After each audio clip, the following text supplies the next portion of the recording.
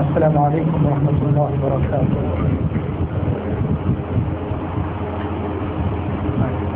ان الحمد للہ نحمده ونستعینه ونستغفره ونعوذ باللہ من شرور انفسنا ومن سیئات اعمالنا، من يهده الله فلا مضل له ومن يضلل فلا هادي له، واشهد ان لا اله الا الله وحده لا شريك له، واشهد ان محمدا عبده ورسوله۔ يا ايها الذين امنوا اتقوا الله حق تقاته ولا تموتن الا وانتم مسلمون۔ يا ايها الناس اتقوا ربكم الذي خلقكم من نفس واحده وخلق منها زوجها وبث منهما رجالا كثيرا ونساء،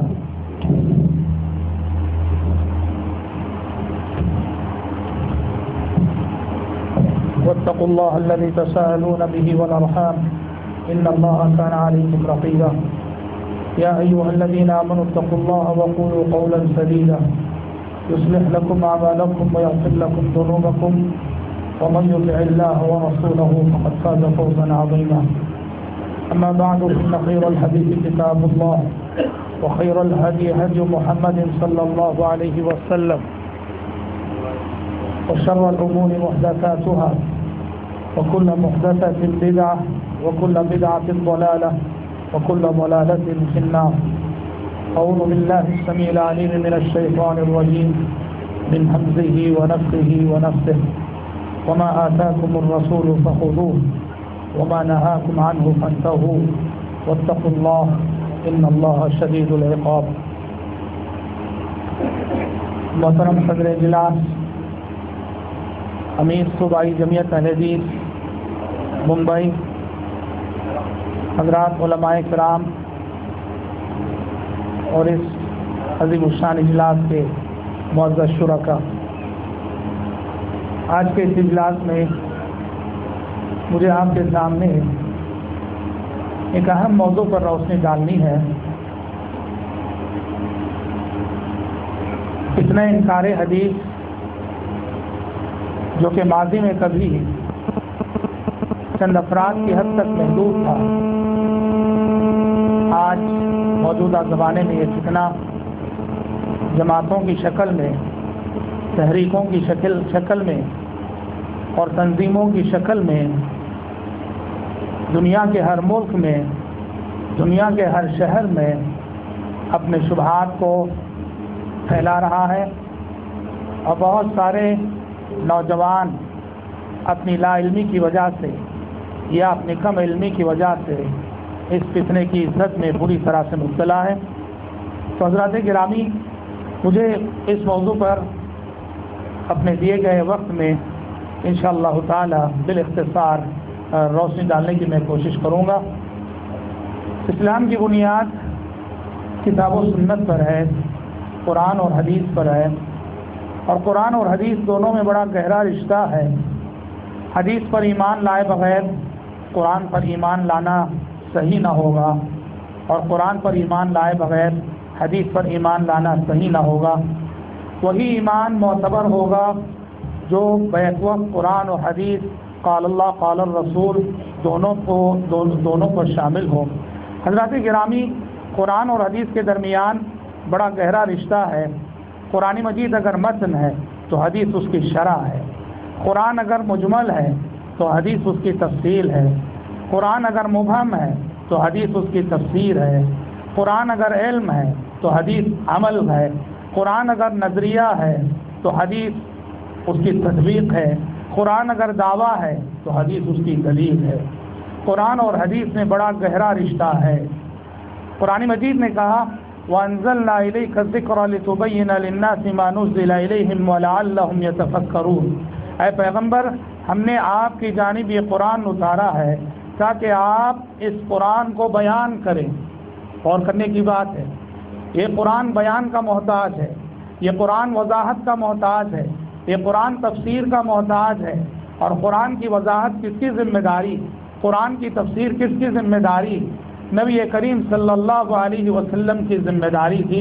فرمایا وَأَنزَلْنَا إِلَيْكَ الذِّكْرَ لِتُبَيِّنَ لِلنَّاسِ مَا نُزِّلَ إِلَيْهِمْ۔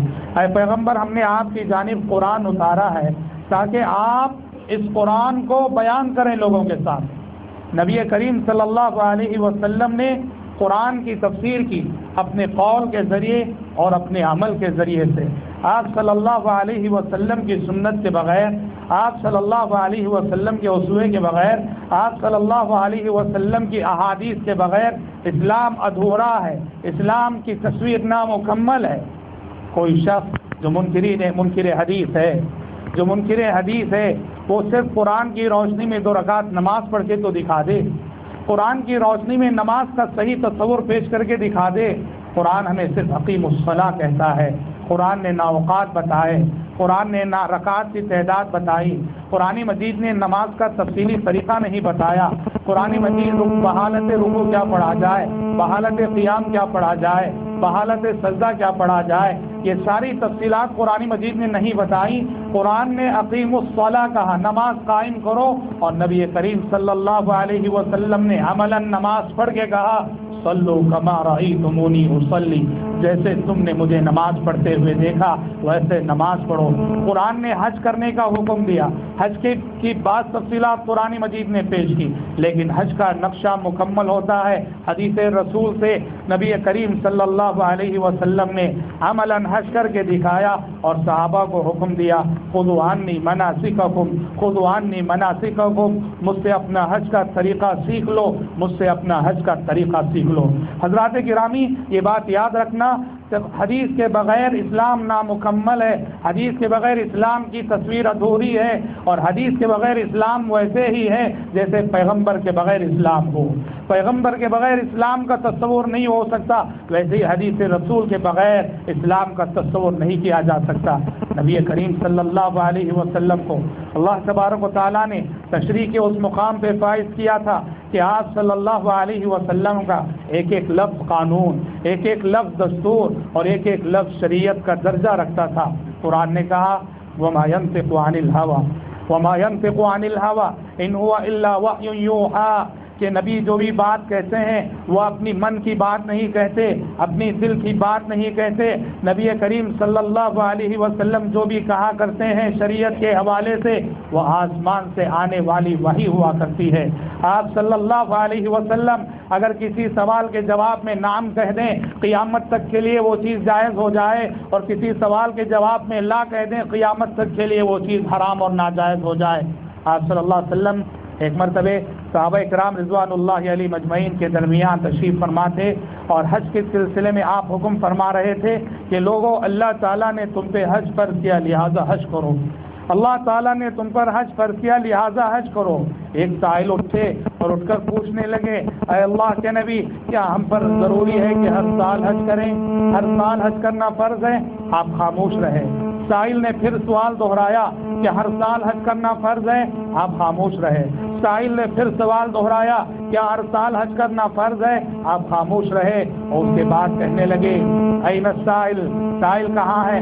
آپ نے کہا تم نے جو سوال کیا، اگر میں تمہارے سوال کے جواب میں نام کہہ دیا ہوتا، ہاں کہہ دیا ہوتا، تو قیامت تک آنے والے مسلمانوں پر ہر سال حج کرنا فرض ہو جاتا، اور تمہارے اندر اس کی استطاعت نہ ہوتی۔ حضرات گرامی، نبی کریم صلی اللہ علیہ وسلم کو اللہ تبارک و تعالیٰ نے تشریح کے اس مقام پر فائز کیا۔ اور ایک غور طلب بات یہ ہے، قرآن اور قرآن مجید جب مجھ سے اور آپ سے اور قیامت تک آنے والے انسانوں سے یہ مطالبہ کرتا ہے کہ اطیعوا اللہ واطیعوا الرسول، اللہ کی اطاعت کرو اور پیغمبر کی اطاعت کرو، وما آتاکم الرسول فخذوہ وما نہاکم عنہ فانتہوا، نبی کریم صلی اللہ علیہ وسلم جن چیزوں کا حکم دیتے ہیں انہیں لے لو، جن چیزوں سے منع کرتے ہیں ان سے رک جاؤ۔ بتاؤ یہ آیتیں اطیعوا الرسول کی جتنی آیتیں قرآن مجید میں موجود ہیں، کیا یہ آیتیں اس بات پہ دلالت کرنے کے لیے ناکافی ہیں؟ کافی نہیں ہے کہ حدیث رسول پوری طرح سے محفوظ ہے؟ اگر نبی کریم صلی اللہ علیہ وسلم کا اسوہ محفوظ نہ ہوتا، حدیثیں محفوظ نہ ہوتی، حدیثوں کی حفاظت کی ضمانت نہ ہوتی، تو پھر امت سے اطیعوا الرسول کا مطالبہ جو ہے بھیجا ہوتا۔ اگر امت کے سامنے نبی کریم صلی اللہ علیہ وسلم کا اسوہ نہ ہوتا، آپ کی حیات طیبہ نہ ہوتی، آپ کا طریقہ نماز نہ ہوتا، آپ کے شب و روز نہ ہوتے، آپ کے لیل و نہار نہ ہوتے، تو پھر قرآن جو اطیعوا الرسول اس امت سے کہتا ہے، اطیعوا الرسول کے معنی کیا رہ جاتے؟ غور کیا جائے، قرآن جو جا بجا اطیع الرسول کہتا ہے، اطیع الرسول یہ اس بات پہ دلالت کرتا ہے کہ نبی کریم صلی اللہ علیہ وسلم کے اسوے کو اللہ تبارک و تعالیٰ نے قیامت تک کے لیے محفوظ کر دیا ہے۔ حضرات گرامی، حدیث رسول کی حفاظت کے لیے اللہ تبارک و تعالیٰ نے قدرتی طور پر اور ایسی غیبی تائید حدیث رسول کے ساتھ رہی، سبحان اللہ۔ حضرات صحابہ کرام رضوان اللہ علیہم اجمعین میں صحابی رسول ابو ہریرہ رضی اللہ تعالیٰ عنہ، آپ جانتے ہیں ابو ہریرہ رضی اللہ تعالیٰ عنہ کو حفاظت حدیث کی خاطر اللہ تبارک و تعالیٰ نے ایسا حافظہ اور ایسی یادداشت دی تھی ابو ہریرہ رضی اللہ عنہ کو کہ جو بھی بات ایک مرتبہ سن لیا کرتے پتھر کی لکیر بن جاتی، جو بھی بات ایک مرتبہ سن لیا کرتے پتھر کی لکیر بن جاتی۔ خلیفہ اموی نے ابو ہریرہ رضی اللہ عنہ کی یادداشت کو آزمانا چاہا، ابو ہریرہ رضی اللہ عنہ کو بلایا خلیفہ اموی نے اور بلا کے کہا ابو ہریرہ ذرا کچھ حدیثیں سناؤ، حدیثیں سننے کو دل کرتا ہے۔ مقصد کیا تھا؟ ابو ہریرہ رضی اللہ عنہ کے حافظے کو آزمانا۔ ابو ہریرہ رضی اللہ عنہ نے حدیثیں سنائی۔ خلیفہ اموی نے ایک کاتب کو پیچھے بیٹھا دیا تھا کہ ابو ہریرہ جو جو حدیثیں سناتے ہیں انہیں لکھ لینا۔ کاتب نے وہ ساری حدیثیں لکھ لیں اور ابو ہریرہ رضی اللہ عنہ کو واپس کر دیا۔ ٹھیک 1 سال گزرنے کے بعد خلیفہ اموی نے پھر سے ابو ہریرہ رضی اللہ عنہ کو بلایا اور بلا کے کہا کہ ابو ہریرہ 1 سال پہلے تم نے کچھ حدیثیں سنائی تھیں، بڑی پیاری حدیثیں تھیں، بڑی اچھی حدیثیں تھیں، پھر سے ان حدیثوں کو سننے کو دل کر رہا ہے، ذرا وہ حدیثیں سنانا۔ اور کاتب کو پیچھے بیٹھا دیا تھا خلیفہ نے کہ دیکھو گزشتہ سال جو حدیثیں ابو ہریرہ نے سنائی تھیں اب 1 سال بعد وہی حدیثیں سنائیں گے، کتنی غلطیاں کرتے ہیں اور کتنی بھول ان سے ہوتی ہے۔ ابو ہریرہ رضی اللہ عنہ نے 1 سال پہلے جتنی حدیثیں سنائی تھیں، 1 سال پہلے جتنی حدیثیں سنائی تھیں وہ ساری حدیثیں ابو ہریرہ رضی اللہ عنہ نے سنا دی۔ جب سنا چکے تو خلیفہ نے اس سے کہا، چھپے ہوئے شخص سے کہا بتاؤ ابو ہریرہ نے کتنی غلطیاں کی؟ اس نے شہادت دی کہ امیر المومنین سچ کہوں تو 1 سال پہلے ابو ہریرہ نے جیسے حدیثیں سنائی تھیں آج بغیر کسی ایک حرف کی کمی بیشی کے حدیثیں ویسے سنائی ہیں۔ تو خلیفہ اموی نے شہادت دی اور ابو ہریرہ رضی اللہ عنہ کے حافظے کو تسلیم کرتے ہوئے کہا ابو ہریرہ سچ کہوں تو حدیثیں سننا مقصود نہ تھا، تمہارے حافظے اور تمہاری یادداشت کو آزمانا مقصود تھا۔ اب میں تسلیم کرتا ہوں اور گواہی دیتا ہوں کہ تم جو ہے تمہارا حافظہ غیر معمولی ہے، تمہارا حافظہ بڑا مثالی ہے۔ حضرات گرامی، سچ کہیں محدثین کرام رحمۃ اللہ علیہ مجمعین، محدثین کرام رحمۃ اللہ علیہ مجمعین، آپ ذرا محدثین کی سمان حیات پڑھو۔ محدثین کو جو حافظہ ملا تھا، محدثین کو جو یادداشت ملی تھی، سچ کہیں تو ہم بلا تأمل کہہ سکتے ہیں اس امت کو دیے گئے معجزات میں سے ایک معجزہ محدثین کا حافظہ بھی تھا، محدثین کی یادداشت بھی تھی۔ یہ امام بخاری رحمۃ اللہ علیہ ہے، یہ امام بخاری رحمۃ اللہ علیہ ہیں۔ کیا کہتے ہیں؟ احفظ 100,000 حدیث صحیح و 100,000 حدیث غیر صحیح۔ امام بخاری فرماتے ہیں مجھے 1,00,000 صحیح حدیثیں یاد ہیں، مجھے 1,00,000 صحیح حدیثیں یاد ہیں اور 2,00,000 ضعیف حدیثیں یاد ہیں۔ حضرات گرامی، حدیثیں یاد ہونے کا مطلب کیا ہے جانتے ہیں؟ صرف متن نہیں کہ انما الاعمال بالنیات وانما لکل امرئ ما نوى یا المسلم من سلم المسلمون من لسانه ويده، نہیں، محدثین کے پاس حدیثیں یاد ہونے کا مطلب یہ تھا ہر حدیث اس کی سند کے ساتھ یاد رہے، ہر حدیث اس کی سند کے ساتھ یاد رہے کہ نبی کریم صلی اللہ علیہ وسلم سے اس حدیث کو کس صحابی نے روایت کیا، ان صحابی سے کس تابعی نے روایت کیا، ان تابعی سے کس تابعی نے روایت کیا۔ الغرض ہر حدیث کا جو سلسلہ سند ہوتا تھا، محدثین کے نزدیک حفظ حدیث کا مطلب ہوتا تھا حدیث کو، متن کو اس کی سند کے ساتھ یاد رکھنا۔ امام بخاری جب یہ کہتے ہیں مجھے 1,00,000 صحیح حدیثیں یاد ہیں اور کم از کم ایک حدیث کی سند میں 5 راوی ہوتے ہیں، کم از کم 4 کا بھی اوسط آپ رکھیں، 4 کا بھی رکھ لیں تھوڑی دیر کے لیے اوسط۔ ایک حدیث کی سند میں اگر آپ 4 راوی بھی تسلیم کر لیں تو 1,00,000 حدیثوں میں کتنے راوی ہو گئے؟ 4,00,000 راوی۔ ہاں، یہ معجزہ ہے اس امت کا، یہ معجزہ ہے اس امت کا، اللہ کی قسم۔ اور آپ آج بڑے افسوس کے ساتھ یہ نام نہاد مسلمان یہ نام نہاد مسلمان، تم مسلمان ہو، یہ انداز مسلمانی ہے۔ اقبال نے کہا آج ان تمام باتوں پہ شک کرتے ہیں، شکوک و شبہات پھیلاتے ہیں، جبکہ یہ وہ حقیقت ہیں جنہیں غیر مسلم تسلیم کرتے ہیں۔ مستشرقین آپ جانتے ہیں، مستشرقین وہ انگریز جنہوں نے اسلام کو پڑھا، وہ پڑھنے کا مقصد کچھ اور ہو، مستشرقین میں سے جو انصاف پسند رہے انہوں نے تسلیم کیا ہے، مانا ہے محدثین کے حافظے کو، محدثین کی یادداشت کو، محدثین کے معیار تحقیق کو مستشرقین نے انسانی تاریخ کا منفرد معیار، مستشرقین نے محدثین کے معیار تحقیق کو انسانی تاریخ کا منفرد معیار تحقیق کرا دیا۔ غیر مسلم رہتے ہوئے، کرسچن رہتے ہوئے وہ تسلیم کرتے ہیں محدثین کی تحقیق کو، ان کی یادداشت کو اور ان کے حافظے کو۔ غیر مسلم تسلیم کر رہا ہے اور آج مسلمان ہیں کہ وہ کام کر رہے ہیں جو کام کے نعوذ باللہ اسلام کے دشمنوں کو کرنا چاہیے۔ حضرات گرامی، جیسے میں نے کہا کہ محدثین کی یادداشت، محدثین کا یہ حافظہ اس بات کی دلیل ہے کہ رب العالمین نے حدیث رسول کی حفاظت کی، اور سبحان اللہ قرآن کی وہ آیت جس سے عموماً حفاظت قرآن کے لیے استدلال کیا جاتا ہے، اگر غور کیا جائے وہ آیت صرف حفاظت قرآن کی گارنٹی نہیں دیتی، وہ آیت حفاظت قرآن کے ساتھ ساتھ حفاظت حدیث کی بھی گارنٹی دیتی ہے۔ انا نحن نزلنا الذکر وانا لہ لحافظون، انا نحن نزلنا الذکر وانا لہ لحافظون، ہم نے ہی اس قرآن کو اتارا ہے، اس قرآن کو ہم نے اتارا ہے، ہم ہی اس کی حفاظت کریں گے۔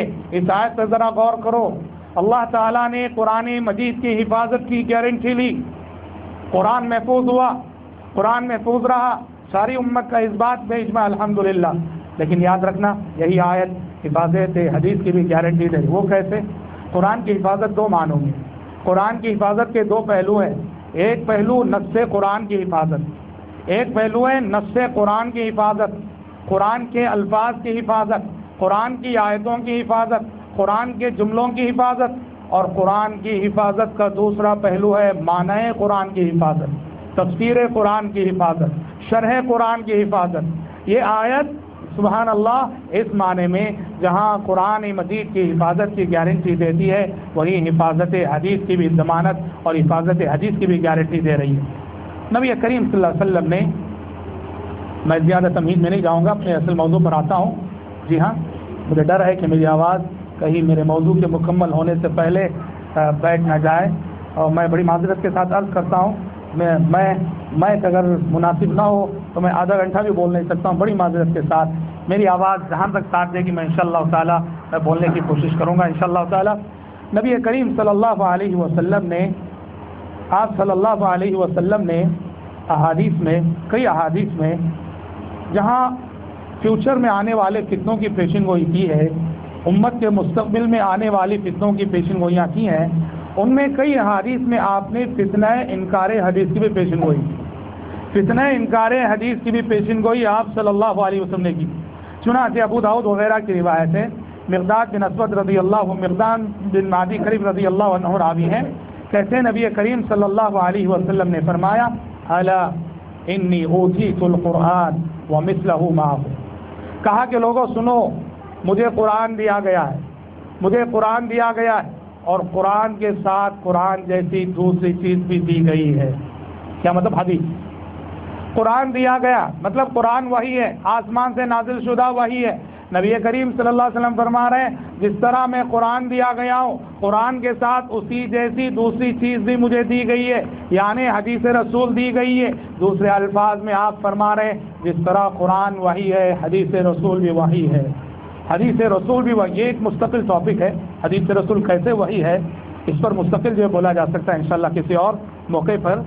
آپ نے اس حدیث میں آگے فرمایا الا یوشک رجل شبعان على أريكته يقول عليكم بهذا القرآن فما وجدتم فيه من حلال فأحلوه وما وجدتم فيه من حرام فحرموه ألا وإنما حرم رسول الله كما حرم الله۔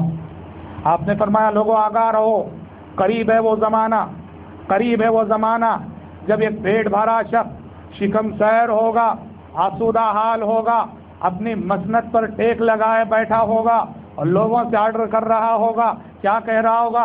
لوگوں یہ جو قرآن ہے نا، قرآن کو لازم پکڑو، بس قرآن نے جس چیز کو حلال کہا وہی حلال ہے، قرآن نے جس کو حرام قرار دیا بس وہی حرام ہے۔ فتنہ انکار حدیث کی پیشن گوئی۔ اس امت میں ایسے لوگ پیدا ہونے والے ہیں جن کا نعرہ ہوگا کہ قرآن ہمارے لیے کافی ہے، حدیث کچھ نہیں ہے۔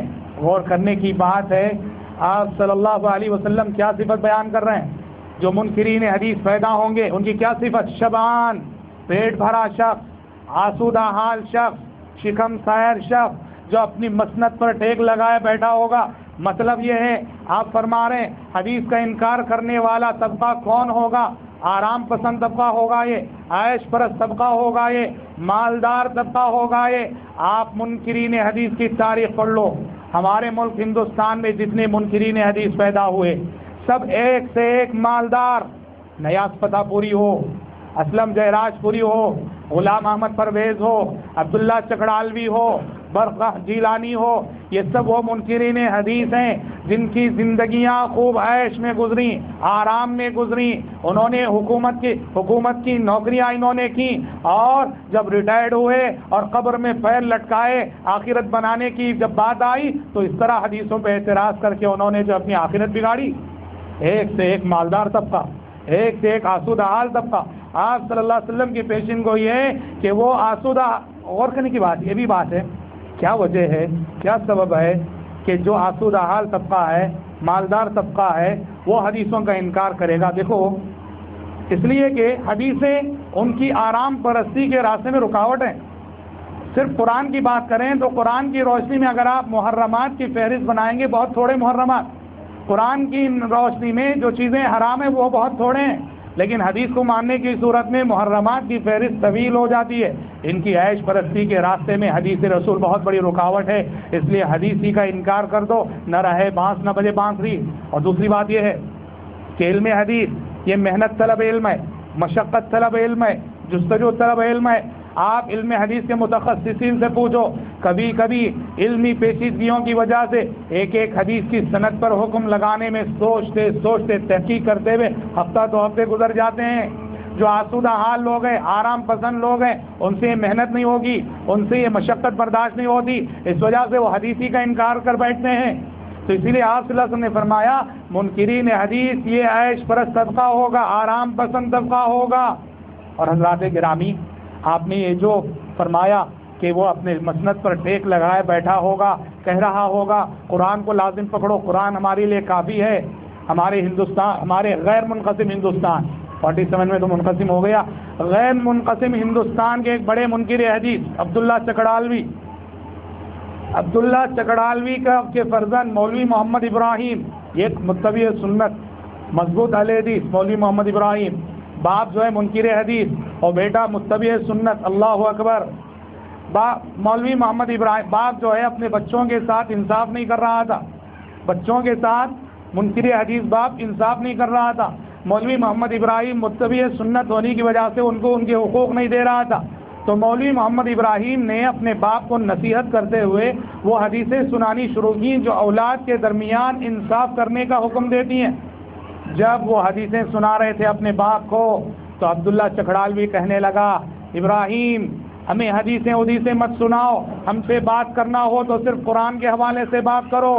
مولوی محمد ابراہیم نے دیکھا جس وقت عبداللہ چکڑالوی یہ منکر حدیث باپ ان سے یہ کہنے لگا کہ ہمیں صرف قرآن کے حوالے سے بات کرو، اس وقت وہ بالکل اپنے مسند پر ٹیک لگائے بیٹھا تھا، اپنے مسند پر ٹیک لگائے یہ جملہ کہہ رہا تھا، ہمیں حدیثیں مت سناؤ، قرآن کے حوالے سے بات کرو۔ مولوی محمد ابراہیم نے کہا، ابا جان اب تو مجھے یقین ہو گیا کہ آپ جیسے لوگ ہی اس حدیث کا مصداق ہیں جس میں آپ صلی اللہ علیہ وسلم نے فرمایا قریب ہے وہ زمانہ کہ جب کچھ لوگ اپنے مسند پر ٹیک لگائے بیٹھے یہ کہہ رہے ہوں گے قرآن ہمارے لیے کافی ہے، حدیث کی کوئی ضرورت نہیں ہے۔ حضرات گرامی، منکرین حدیث رسول کے سلسلے میں بہت سارے شبہات پیدا کرتے ہیں، بہت ساری باتیں کہتے ہیں حدیث رسول تو 3 صدی ہجری میں مدون ہوئی، پہلی 2 صدیوں میں حدیث رسول کہاں تھی؟ اور پھر ان کا سب سے بڑا شبہ یہ ہے حدیث رسول کے سلسلے میں جو بھی کوششیں ہوئیں وہ تو انسانی کوششیں ہیں، اس کی ہم کیا گارنٹی دے سکتے ہیں؟ انسان تو معصوم نہیں ہے، انسان معصوم نہیں ہے، انسانی کوششوں سے حدیث محفوظ ہوئی ہے تو پھر اس میں کہیں نہ کہیں جھول ہوگا، کہیں نہ کہیں غلطی ہوگی، اس کو ہم فائنل تحقیق کہہ نہیں سکتے، اس طرح کی باتیں کہتے ہیں۔ میں آپ سے پوچھتا ہوں، ٹھیک ہے آپ اگر حدیث رسول کو اس لیے ناقابل اعتبار کہتے ہیں کہ وہ انسانی کوششوں کا نتیجہ ہے، میں آپ سے پوچھتا ہوں قرآن کن کی کوششوں سے محفوظ ہوا؟ فرشتوں کی کوششوں سے محفوظ ہے؟ قرآن کن لوگوں کی کوششوں سے محفوظ ہوا؟ قرآن بھی تو انسانی کوششوں کی حفاظت، ایک دیکھو اللہ تعالیٰ نے گارنٹی دی حفاظت کی اور انسانوں ہی کو ذریعہ بنایا۔ قرآن کی حفاظت کس کے ذریعے سے ہوئی؟ قرآن کی حفاظت انسانوں کے ذریعے سے ہوئی۔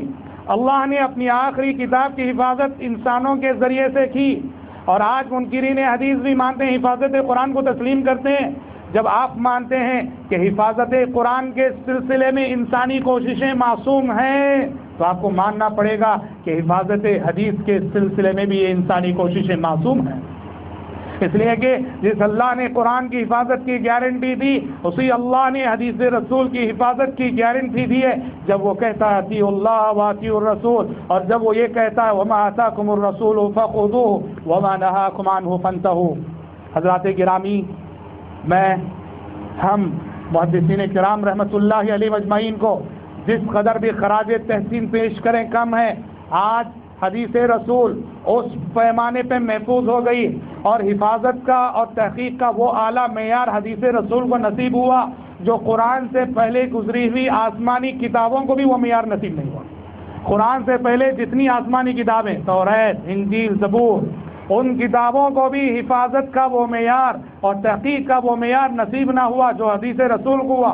ان کتابوں میں تبدیلی ہو گئی، ان کتابوں میں چینجز ہو گئے، لیکن سبحان اللہ حدیث رسول کو محدثین کرام رحمۃ اللہ علیہ مجمعین کے ذریعے سے ایسے محفوظ کر دیا کہ کیا صحیح، کیا ضعیف، کیا صحیح، کیا موضوع، آج ہم الحمدللہ اپنے محدثین کرام رحمۃ اللہ علیہ مجمعین کے وضع کردہ اصولوں کی روشنی میں آسانی سے ہم بتا سکتے ہیں۔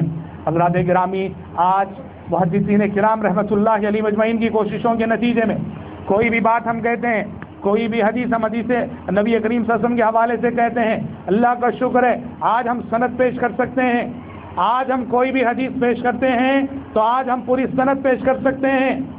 آپ سند کی جب بات کرتے ہیں تو سند کا صرف یہ تصور نہ رکھیے بخاری کی حدیث ہے تو پھر امام بخاری نے نبی کریم صلی اللہ علیہ وسلم تک سند پیش کی ہے، ابو داؤد کی حدیث ہے تو امام ابو داؤد نے نبی کریم صلی اللہ علیہ وسلم تک سند پیش کی ہے۔ یہ جو حدیث کی کتابیں ہیں، یہ جو حدیث کی کتابیں ہیں، ان حدیث کی کتابوں کی بھی باقاعدہ سند ہے۔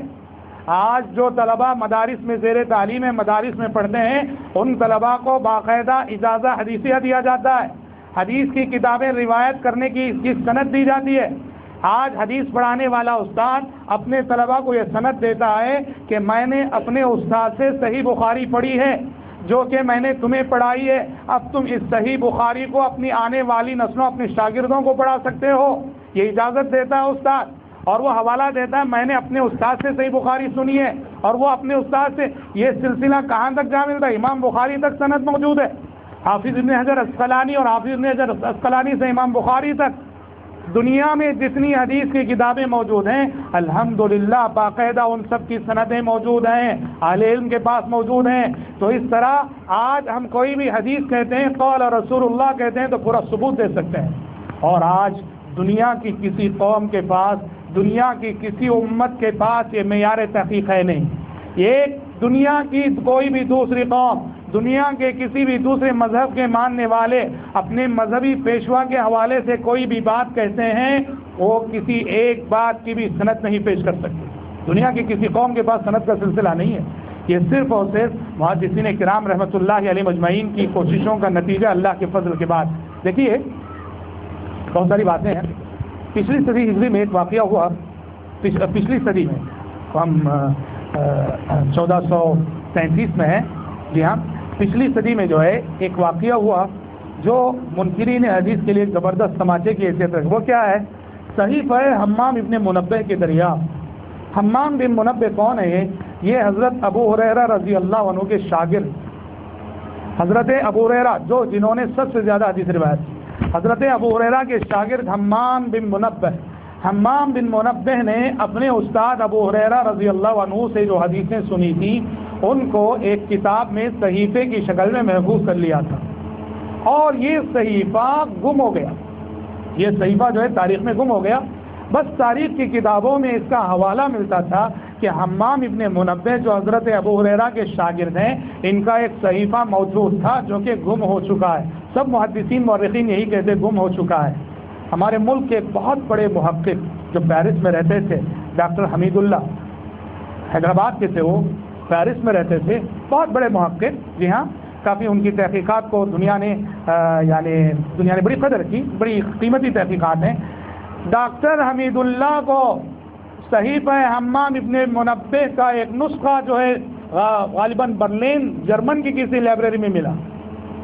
صحیفہ حمام ابن منبہ کا وہ نسخہ جس میں انہوں نے حضرت ابو ہریرہ رضی اللہ عنہ ان کے اپنے استاد سے روایت کردہ حدیثیں لکھی تھیں۔ انہوں نے اس صحیفے کو جو کافی خستہ حالت میں تھا، اس کو بڑی دقت سے، بڑی کوشش سے، بڑی محنت سے وہ صحیفہ پڑھا انہوں نے، اور ان حدیثوں کو لکھا اور تحقیق کر کے، ریسرچ کر کے اس کو چھاپا۔ ساری دنیا نے ان کی بڑی تعریف کی، اور اس صحیفے کی دریافت جو ہے یہ خدمت حدیث کا ایک روشن باب۔ جو بات اصل کہنے کی ہے، اس صحیفے میں حضرت ابو ہریرہ سے حمام ابن منبہ نے جو حدیثیں سنی تھی وہ لکھی تھی، ہے نا۔ اب اس صحیفے میں حضرت ابو ہریرہ کی جو حدیثیں موجود تھیں، ان حدیثوں کا مقارنہ کیا گیا کتب ستہ میں جو حضرت ابو ہریرہ کی حدیثیں موجود ہیں ان سے۔ بخاری میں جو ہے حضرت ابو ہریرہ کی حدیث ہے، مسلم میں، ابو داؤد میں، ترمذی میں، نسائی میں، ابن ماجہ میں دیکھا گیا کہ جس طرح صحیفہ حمام ابن منبہ میں حدیثیں موجود ہیں بلفظہ و بعینہ، بغیر کسی کم و بیشی کے، اسی طرح صحیح بخاری، صحیح مسلم، سنن اربعہ میں حدیثیں موجود ہیں۔ اس صحیفے کی دریافت منکرین حدیث کے لیے زبردست تماچے کی حیثیت رکھتی ہے۔ وہ جو شبہات پھیلاتے تھے سارے شبہات نابود ہو گئے۔ فبہت الذی کفر کی بات، فبہت الذی کفر، حیران رہ گئے وہ۔ اللہ تعالیٰ کی نصرت تھی، اللہ تعالیٰ کی مدد تھی، ایک طرف منکرین حدیث شبہات پھیلا رہے تھے، اور اللہ تبارک و تعالیٰ کا فیصلہ دیکھو کہ یہ صحیفہ جو ہے اسی زمانے میں دریافت ہوا، سبحان اللہ۔ اور حضرات گرامی، ہم آپ کو یہ بھی بتاتے چلیں کہ حدیث رسول کی حفاظت جس معیار پہ ہوئی ہے، محدثین کا جو معیار تحقیق ہے، محدثین کے ریسرچ کا جو معیار ہے، یہ دنیا کا سب سے اعلیٰ معیار ہے۔ تحقیق اور ریسرچ کا سب سے اعلیٰ چیلنج ہے دنیا والوں سے۔ آج تک دنیا والوں نے تحقیق اور ریسرچ کا اس سے بڑا معیار نہیں جانا ہے، نہیں دیکھا ہے، جو معیار کے محدثین کرام رحمۃ اللہ علیہ مجمعین کرا۔ چیلنج ہے۔ اگر حدیث رسول ناقابل اعتبار ہے، محدثین کی کوشش محدثین کی تحقیقات ناقابل اعتبار ہے، تو پھر دنیا کی ہر تحقیق ناقابل اعتبار ہے، دنیا کا ہر ریسرچ ناقابل اعتبار ہے۔ آپ پہلے دنیا کی ہر ریسرچ کو جھٹلاؤ، دنیا کی ہر تحقیق کو جھٹلاؤ، اور پھر انکار پھر جو ہے حدیث پر آؤ۔ لیکن یہ منکرین حدیث کی ایک بات آپ دیکھیں گے، حدیث کے سلسلے میں تو ان کا یہ رویہ، اور وہی سائنس کوئی بات کہہ دے، یہ حدیث پر ایمان نہیں لائیں جیسے سائنس پر ایمان لائے ہوں۔ سائنس کوئی بات کہہ دے، سمعنا وعدن، آنکھ بند کر کے تسلیم کر لیتے ہیں۔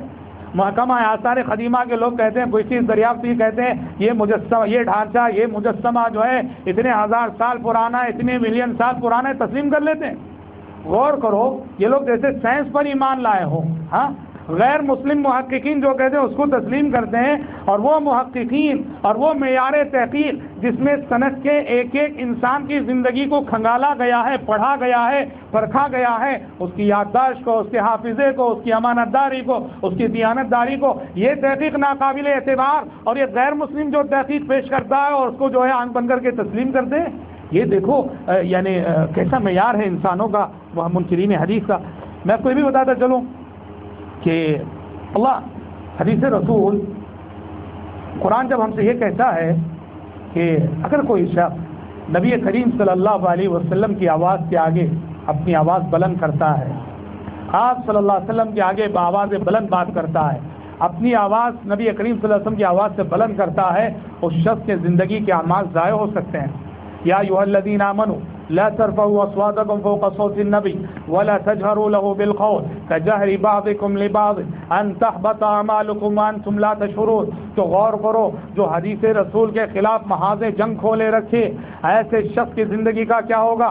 اور قدرت سبحان اللہ ایسے نمونے دکھاتی ہے، منکرین حدیث کے سبحان اللہ ایسے نمونے دکھاتی۔ دیکھو، عالم عرب کا ایک نام نہاد محقق گزرا، اس کا نام ہے ابو ریہ۔ ابو ریہ کون ہے معلوم؟ مسلمان ہے۔ مسلمان رہ کر وہ کام کیا جو کام کیا کوئی ہندو نہیں کرے گا، کوئی کرسچن نہیں کرے گا۔ ابو ریہ اس کا نام ہے۔ یہ علم حاصل کیا مستشرقین کے پاس، اس نے کتاب لکھی اضواء علی السنۃ المحمدیہ۔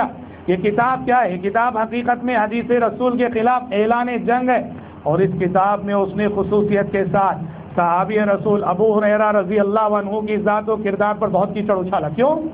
اس لیے کہ احادیث کا سب سے بڑا ذخیرہ انہوں نے روایت کیا۔ اگر ان کی شخصیت ناقابل اعتبار ہو جائے تو ان کے طریق سے، ان کے ذریعے سے روایت شدہ تمام احادیث ناقابل اعتبار ہو جائیں گی۔ بہت کیچڑ اچھالا۔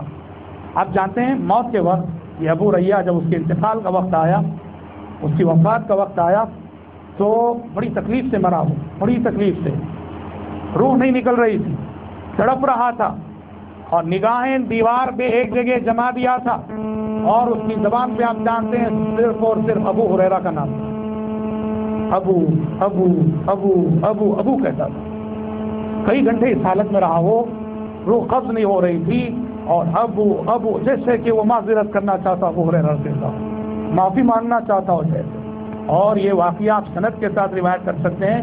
یہ واقعہ ہمیں ہمارے استاد ڈاکٹر ضیاء الرحمن اعظمی جو کہ انڈیا کے تھے اور سعودی یونیورسٹی مل گئی، اور حدیث کے بہت بڑے اسکالر سعودی عرب کے ڈاکٹر ضیاء الرحمن اعظمی، اور جن کو انشاءاللہ ہمیں امید ہے قریب میں جن کو جائزۃ الامیر نائف ملا تھا، امیر نائف بہت بڑا ایوارڈ ہے سعودی عرب کا، خدمت حدیث میں جائزۃ الامیر نائف ملا ان کو۔ ڈاکٹر ضیاء الرحمن اعظمی نے ہمیں یہ واقعہ سنایا، اور ان کو یہ واقعہ اس شخص نے سنایا، ان کے دوست نے، جس نے کہ ابو ریہ کو اپنی آنکھوں سے اس حالت میں دیکھا تھا۔ سمجھ رہے ہیں کہ نہیں؟ اپنی آنکھوں سے دیکھا۔ تو دیکھو آپ سند کے ساتھ یہ واقعہ بیان کر سکتے ہیں۔ حدیث رسول کے ساتھ گستاخی کرنا حضرات گرامی اس کا انجام بہت خراب ہوگا۔ اللہ کے نبی صلی اللہ علیہ وسلم تشریف فرما ہے، مال غنیمت تقسیم کر رہے ہیں، ایک شخص آتا ہے اور آ کے کہتا ہے یا محمد عدل، اے محمد انصاف کرو انصاف کرو۔ الزام دے رہا ہے نبی کریم صلی اللہ علیہ وسلم کو، اتنی بڑی گستاخی کر رہا ہے کہ آپ گویا ناانصافی کر رہے ہیں، آپ ظلم کر رہے ہیں۔ آپ صلی اللہ علیہ وسلم کا چہرہ غصے سے سرخ ہو گیا، سرخ ہو گیا۔ آپ کہنے لگے اگر دنیا میں میرے پاس انصاف نہ ملے تو پھر کسے کہاں انصاف ملے گا؟ پھر جب وہ شخص پھر کے جانے لگا، کہا یخرج من ضئضی ھذا الرجل، یخرج من ضئضی ھذا الرجل قوم یمرقون من الدین کما یمرق السهم من الرمیہ۔ اس شخص کی ذریت سے، اس شخص کی نسل میں ایسے لوگ پیدا ہونے والے ہیں جو دین سے اس طرح جدا ہو جائیں گے، نکل جائیں گے جس طرح تیر کمان سے جدا ہوتا ہے۔ کون؟ خوارج۔ خوارج جو بدعتی فرقہ ہے، جن کے بارے میں نبی کریم صلی اللہ علیہ وسلم نے یہ کہا تھا اگر میں ان کا زمانہ پالوں گا تو ایسا قتل عام کروں گا جیسی عام تباہی کے عذاب الہی سے قوم عاد میں مچی، عذاب الہی سے قوم عاد جیسے ہلاک ہوئی تھی، خوارج کا زمانہ میں پالوں تو ایسے قتل عام کروں گا۔ حضرات گرامی، خوارج کا جد امجد نکلا یہ شخص۔ محدثین نے یہاں یہ بات مستنبط کی ہے، حدیث رسول سے گستاخی، نبی کریم صلی اللہ علیہ وسلم کی شان میں گستاخی کرنے کا نتیجہ یہ ہے کہ نعوذ باللہ اس شخص کی ذریت میں اتنا بڑا گمراہ فرقہ پیدا ہوا۔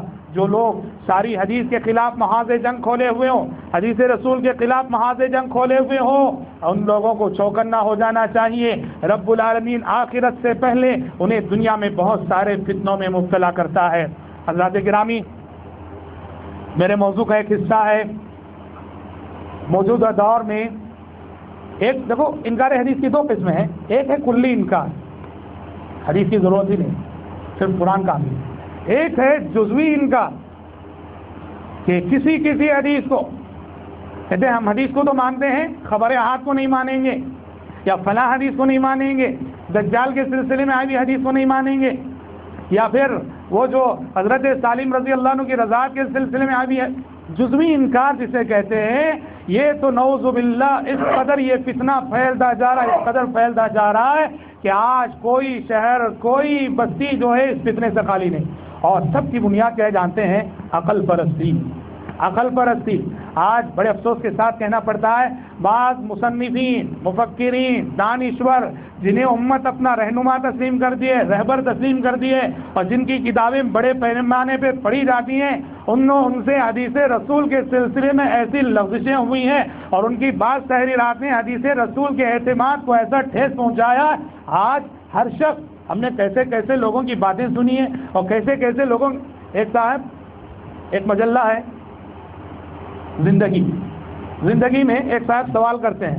کیا سوال جواب کا جو اس میں حصہ ہوتا ہے اس میں کہ یہ جو حدیث آتی ہے بخاری کی امرت ان اقاتل الناس حتى يقولوا لا الہ الا اللہ ويقيموا الصلاة ويؤتوا الزکاة، مجھے حکم ہوا ہے کہ میں اس وقت تک لوگوں سے جہاد و قتال کرتا رہوں جب تک کہ وہ لا الہ الا اللہ نہ کہہ دیں، نماز نہ قائم کر دیں، زکوٰۃ نہ دے دیں. اب ایک سائل سوال کرتا ہے مجھے یہ حدیث دین کے مزاج سے میل کھاتی نظر نہیں آتی، میں نہیں سمجھتا کہ یہ حدیث صحیح ہے، آپ برائے مہربانی جواب دیں.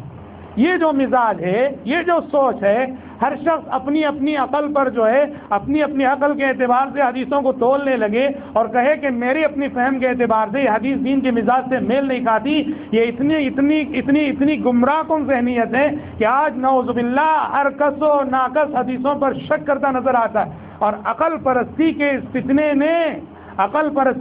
فتنے نے حدیث رسول کے خلاف محاذ جنگ کھول رکھا ہے. یہ بات یاد رکھنا ہمارے دین کی بنیاد عقل پر نہیں، ہمارے دین کی بنیاد نقل پر ہے. عقل جو ہے نقل کے تابع ہونا چاہیے، عقل کتاب و سنت کے تابع ہونا چاہیے، نہ کہ کتاب و سنت کو عقل کے تابع کر دیں. علی بن ابی طالب رضی اللہ عنہ فرمایا کرتے تھے لو کان الدین بالرأی لکان اسفل الخف اولا بالمسح من اعلی. دین کی بنیاد اگر عقل پر ہوتی تو موضع کے اوپری حصے کا مسح کرنا مشروع ہوتا، جبکہ شریعت نے موضع کے نچلے حصے کا مسح کرنا مشروع ہوتا، جبکہ شریعت نے موضع کے اوپری حصے کا مسح کرنے کا حکم دیا ہے. میل کچیل کہاں لگتا ہے؟ نیچے لگتا ہے.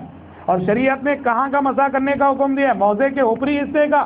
تو حضرت علی بن ابی طالب رضی اللہ عنہ کہتے ہیں کہ دین کی بنیاد عقل پر نہیں ہے. انسان کو چاہیے کہ اپنی عقل کو شریعت کے تابع کرے. حضرات گرامی، اگر آپ عمل کا معیار یہ بنا لیں میں اسی حدیث میں عمل کروں گا جو میری عقل کے نزدیک ہضم ہو، جسے میری عقل ہضم کرے، اتنے بڑے فتنے میں مبتلا ہوں گیا. شاعر مشرق نے بہت صحیح کہا. شاعر مشرق نے کہا عقل کو تنقید سے فرصت نہیں، عقل کو تنقید سے فرصت نہیں، عشق پر اعمال کی بنیاد رکھ، عشق پر اعمال کی بنیاد رکھ. ہمارے لیے اتنا کافی ہے. قال رسول اللہ، نبی کریم صلی اللہ علیہ وسلم نے کہا، سند صحیح ہے، ہمارے لیے عمل کرنے کے لیے کافی ہے. اس کی حکمت سمجھ میں آئے کہ نہ آئے، اس کا فلسفہ سمجھ میں آئے کہ نہ آئے. اچھا ہے دل کے پاس رہے پاسبان عقل، اچھا ہے دل کے پاس رہے پاسبان عقل، لیکن کبھی کبھی اسے تنہا بھی چھوڑ دے. حضرات گرامی، آج جانتے ہیں آج نوجوان نسل میں حدیث کے تعلق سے شبہات زیادہ کیوں پھیل رہے؟ اس لیے کہ آج ہماری نوجوان نسل سائنس پڑھ رہی ہے. سائنس کا زمانہ ہے، اور سائنس اس چیز کو کہتے ہیں جس کا سارا دار و مدار اسباب پہ ہوتا ہے. سائنس انہی باتوں کو تسلیم کرتی ہے جو اسباب سے جڑی رہتی ہیں. جو چیزیں ماوراء الاسباب ہوتی ہیں سائنس انہیں مانا نہیں کرتی. اسی لیے نظر بد ہے. آپ میڈیکل سائنس میں جا کر پوچھو یہ نظر لگنا کیا ہے، نظر بد کیا ہے. میڈیکل سائنس زیرو ہے، کچھ نہیں کہہ سکتی میڈیکل سائنس. ہمارے جو ہے بہت سارے پرابلمس ہوتے ہیں صحت کے، جو سحر کی وجہ سے، جادو کی وجہ سے، جنات کی وجہ سے، نظر بد کی وجہ سے. میڈیکل سائنس اس کو کیش نہیں کر سکتی، کیونکہ سائنس کا دار و مدار صرف اسباب سے ہے. جو چیزیں ماوراء الاسباب ہوتی ہیں، جن کا تعلق غیبیات سے ہوتا ہے، سائنس وہاں رہنمائی کرنے سے قاصر ہے. ہماری نوجوان نسل سائنس پڑھ کے اسی ذہن پر حدیث رسول کو جانچنا چاہتی ہے. یہ بہت غلط بات ہے. مثال طور پر دیکھو، حدیث آتی ہے آپ صلی اللہ علیہ وسلم نے ابو ذر غفاری رضی اللہ عنہ، سورج غروب ہو رہا تھا، سورج ڈوب رہا تھا. ابو ذر غفاری رضی اللہ عنہ سے آپ صلی اللہ علیہ وسلم نے کہا، ابو ذر جانتے ہو سورج کہاں جاتا ہے؟ کہا کہ اللہ و رسول عالم. کہا کہ اللہ اور اس کے رسول بہتر جانے. جی ہاں، اللہ اور اس کے رسول بہتر جانے. نبی کریم صلی اللہ علیہ وسلم نے کہا کہ ابو ذر ہر شام سورج ڈوبتا ہے اور اللہ تعالیٰ کے حضور جا کے سجدہ ریز ہو جاتا ہے، اور دوسرے دن طلوع ہونے کی اجازت چاہتا ہے، اسے اجازت دی جاتی ہے تو دوسرے دن مشرق سے نکلتا ہے. اور جب یہ سلسلہ چلتا رہے گا ابو ذر، جب قیامت کو قائم ہونا ہوگا اور سورج حسب معمول سجدہ کر کے اجازت چاہے گا تو رب العالمین کہے گا کہ جدھر سے آیا ہے اسی سمت لوٹ جا، جدھر سے آیا ہے اسی سمت لوٹ جا. تو اس وقت سورج مغرب سے طلوع ہوگا. حدیث بخاری شریف میں ہے، سمعنا واتنا، بڑی پیاری حدیث ہے الحمدللہ. کائنات کی عبادت، کائنات کی تمام مخلوقات اللہ کی بندگی کرتی ہے، اس کا عظیم ثبوت ہے. اب یہ سائنس پڑھنے والے، یہ انکار حدیث کا ذہن رکھنے والے کیا کہتے ہیں؟ ارے آج تو سائنس کہتی ہے کہ سورج ڈوبتا ہی نہیں، یہاں ڈوب رہا ہے تو کہیں اور طلوع ہو رہا ہے، یہاں اگر ڈوب رہا ہے تو کہیں اور طلوع ہو رہا ہے۔ حضرات گرامی، یہ سوچ، یہ بات یاد رکھنا، یہ ذہن غلط ذہن ہے۔ سائنس اسباب تکوینی سے بحث کرتی ہے، سائنس اسباب تکوینی سے، ظاہری اسباب سے بحث کرتی ہے، اور شریعت جو ہے حادثات کائنات کی شرعی تفسیر کرتی ہے، جس کا دار و مدار غیب پر ہوتا ہے۔ سائنس جو ہے ان امور سے بحث کرتی ہے، کائنات کے ان اسباب سے بحث کرتی ہے جو ظاہری کائنات کے حادثات کی ظاہری تفسیر پیش کرتی ہے، اور شریعت جو ہے حادثات کائنات کی غیبی تفسیر پیش کرتی ہے۔ ٹھیک ہے، ہمارے لیے، سائنس کے لیے، سائنسدانوں کے لیے اور دیکھنے کے لیے سورج اگر یہاں غروب ہو رہا ہے تو کہیں اور طلوع ہو رہا ہے، سمجھ رہے ہیں؟ یہ جو ہے حادثات کائنات کی تکوینی تفسیر ہے، لیکن شرعی تفسیر کیا ہے؟ جس کا تعلق غیب کسے کہتے ہیں؟ غیب اس کو کہتے ہیں، ہم جو ایمان بالغیب ہے، اور غیب اس کو کہتے ہیں جس کو عقل کی روشنی میں سمجھا نہیں جا سکتا۔ ہمارا اور آپ کا ایمان بالغیب ہے، غیب اس کو کہتے ہیں جو ما ورائے عقل ہے، جہاں ہمیں سمعنا و اطعنا کہنا پڑتا ہے۔ اسی لیے شریعت کے بہت سارے معاملات، شریعت کی بہت ساری تعلیمات، ان کا تعلق غیب سے ہے۔ جہاں سائنس کا سفر شروع ہوتا ہے وہاں سے، جہاں سائنس کا سفر ختم ہوتا ہے وہاں سے شریعت کا سفر شروع ہوتا ہے۔ زلزلہ ہوا، سمجھو نا، کہیں زلزلہ ہوا، سائنسدان بڑی تحقیق اور بڑی ریسرچ کے بعد بتاتے ہیں کہ زمین کے اندر کوئی بہت بڑی چٹان تھی اور اس چٹان کے کھسکنے سے زلزلہ ہوا۔ ٹھیک ہے، زلزلے کی ایک ظاہری تفسیر سائنسدانوں نے کی کہ زمین کی گہرائی میں کوئی بہت بڑی چٹان تھی، چٹان کے سرکنے سے زلزلہ ہوا فلاں علاقے میں، اور شریعت آپ کو یہ بتاتی ہے وہ چٹان کیوں ہٹی، چٹان کو کس نے ہٹایا؟ چٹان کو بندوں کے گناہوں نے ہٹایا، بندوں کی معصیتوں نے ہٹایا، بندوں کی نافرمانیوں نے ہٹایا۔ جہاں سائنس کا سفر ختم ہوتا ہے وہاں سے شریعت کا سفر شروع ہوتا ہے۔ تو حضرات گرامی، ہمارا ایمان بالغیب ہے، جس کا مطلب ہی یہ ہے کہ ہمارے عمل کا معیار عقل نہیں ہے، ہمارے عمل کا معیار سمعنا و اطعنا، شارع علیہ الصلوۃ والسلام کا حکم سنا اور ہم نے اس پہ عمل کیا۔ میں آپ کو یہ بھی بتاتا چلوں، چونکہ انکار حدیث کا جو ذہن رکھنے والے ہیں وہ عقلی دلائل چاہتے ہیں حدیث کے ثبوت کے سلسلے میں، میں بتاتا چلوں سائنس کی روشنی میں، سائنس کا زمانہ ہے نا، ہم کو تو الحمدللہ حدیث رسول کو تسلیم کرنے کے لیے سائنس کی تصدیق کی چندہ ضرورت نہیں، لیکن یہ بیمار عقل کے لوگ، ان کو جو ہے یہ حوالہ چاہیے۔ اس لیے میں کہتا ہوں، آج آپ جس طرح سے قرآن مجید کو سائنس کی روشنی میں پرکھ کے دیکھا جا رہا ہے، الحمدللہ قرآن مجید کی آیتیں، آج سائنسدان بہت ساری باتیں کافر ریسرچ کر کے پیش کرتے ہیں اور وہ بات 1400 سال پہلے سے قرآن میں موجود ہوتی ہے۔ جی ہاں، حدیث رسول کو بھی اس معیار پہ جانچ کے دیکھ لو، الحمدللہ حدیث رسول کو بھی اس معیار پہ جانچ کے دیکھ لو۔ العالم الاسلامی ایک میگزین نکلتا ہے رابطہ عالم اسلامی مکہ مکرمہ سے، اس میں مستقل ایک سلسلہ آتا ہے الاعجاز العلم فی السنہ النبویہ، الاعجاز العلم فی السنہ النبویہ، یعنی سائنس کی موجودہ تحقیقات اور سنت رسول۔ ماشاءاللہ اتنی مفید موضوعات ہوتے ہیں یہ، آپ اگر سائنس کی روشنی میں بھی حدیث رسول کو جانچ کے دیکھیں گے، صرف کتاب الطہارہ کی حدیثیں پڑھیں گے، کبھی کبھی تو لگتا ہے کتاب الطہارہ کی حدیثوں کو سائنس کی روشنی میں دیکھتے ہیں کہ جیسے نبی کریم صلی اللہ علیہ وسلم نے طہارت کے سلسلے میں جو تعلیمات دی ہیں، جیسے آپ نے سائنس کی تعلیمات دی ہیں، اتنی ہم آہنگ، اتنی ہم آہنگ۔ اور سبحان اللہ، پیشین گوئیوں کے حوالے سے دیکھ لو، حدیث رسول میں نبی کریم صلی اللہ علیہ وسلم نے جو پیشین گوئیاں فرمائی ہیں، فیوچر میں ایسا ہونے والا ہے، مستقبل میں ایسا ہونے والا ہے، حدیث کی کتابوں میں جو پیشین گوئیاں موجود ہیں، آج معاشرے میں جو حالات پیش آ رہے ہیں، چشمہ کر کے دیکھ لو، 100% معاشرے میں وہ سب کچھ ہو رہا ہے، اس کی پیشین گوئی حدیث رسول نے کی۔ دیکھو آپ صلی اللہ علیہ وسلم نے فرمایا، کیا کہا؟ مثال دے رہا ہوں، لا تقوم الساعة لا تقوم الساعة حتى تعود جزیرۃ العرب مروجا وانہارا، قیامت اس وقت تک قائم نہ ہوگی جبکہ جزیرہ عرب سرسبز و شاداب ہو جائے گا، لہلہا اٹھے گا، نہریں بہیں گی، باغیچے آباد ہوں گے جزیرہ عرب میں۔ آپ جانتے ہیں یہ حدیث نبی کریم صلی اللہ علیہ وسلم نے کب ارشاد فرمائی؟ اس وقت ارشاد فرمائی جب جزیرہ عرب صرف صحرا ہی صحرا کی حیثیت رکھتا تھا، وہاں نہریں نہیں تھیں، وہاں باغیچے نہیں تھے، وہاں ہریالی نہیں تھی، شادابی نہیں تھی۔ آپ نے فرمایا قیامت اس وقت تک قائم نہ ہوگی جب تک کہ جزیرہ عرب باغیچوں میں تبدیل نہ ہو جائے۔ آج دیکھو جزیرہ عرب کو، آج دیکھو دبئی کو، دیکھو سعودی عرب کو، دیکھو سبحان اللہ، کویت کو دیکھو، یہ سب ممالک سبحان اللہ کہ یعنی کتنے خوشنما باغیچے، کیسے خوشنما مناظر، سبحان اللہ، یہ جو حدیث آپ نے اس زمانے میں فرمائی جب جزیرہ عرب صرف صحرا ہی صحرا، اور آج وہ منظر ہم دیکھ رہے ہیں، ایک آپ صلی اللہ علیہ وسلم نے فرمایا قیامت سے پہلے زلزلے بہت ہوں گے، دیکھو پچھلے 15 سالوں میں کتنے زلزلے آ گئے۔ آپ نے فرمایا قیامت سے پہلے قتل ہوگا اور مقتول کو خود نہیں معلوم ہوگا کہ اسے کیوں قتل کیا جا رہا ہے۔ آج دیکھو ایسے واقعات کتنے نہیں ہو رہے ہیں۔ آپ نے فرمایا قیامت سے پہلے سبحان اللہ عورتیں زیادہ ہو جائیں گی، مرد کم ہو جائیں گے۔ آج بہت سارے ممالک کے اعداد و شمار بتاتے ہیں کہ مردوں کے مقابلے میں عورتیں زیادہ ہیں۔ آپ نے جو فرمایا کہ ایسا ہوگا کہ بسا اوقات ایک ایک شخص کے ماتحت 50 عورتیں ہوں گی۔ آپ نے فرمایا وہ سب مناظر آج ہم کو دیکھنے کو مل رہے ہیں۔ آپ نے حدیثوں میں پیشن گوئیاں کی کہ اس امت میں میوزک کا فتنہ عام ہوگا، گانے بجانے کا فتنہ عام ہوگا، شراب پی جائے گی، گانے والیاں گائیں گی، سبحان اللہ، وہ سارے مناظر آج کلبوں میں دیکھ سکتے ہیں۔ کہنا یہ ہے میرے بھائیوں، احادیث میں جو پیشن گوئیاں آئی ہیں ان کو سامنے رکھ کر آپ موجودہ معاشرے کو سامنے رکھو، موجودہ معاشرے کی ساری تصویر ان احادیث میں نظر آئے گی جو آج سے 1400 سال پہلے آپ سے فرما گئے۔ بہرحال بہت وسیع موضوع ہے، میں اسی پر اپنی گفتگو کو ختم کرتے ہوئے اللہ تعالیٰ سے دعا کرتا ہوں کہ اللہ تبارک و تعالیٰ کہنے والے کو اور سننے والوں کو توفیق عطا فرمائے کہ حدیث رسول کے سلسلے میں جو بھی شکوک و شبہات کے جو بھی فتنے ہیں، جو بھی ہمارے نوجوان ان فتنوں میں مبتلا ہیں، اللہ تبارک و تعالیٰ انہیں شرح صدر کرے اور اس فتنے سے انہیں بھی بچائے، ہماری آنے والی نسلوں کو بھی بچائے۔ اللہ کرے آمین۔ وآخر دعوانا الحمد للہ رب العالمین۔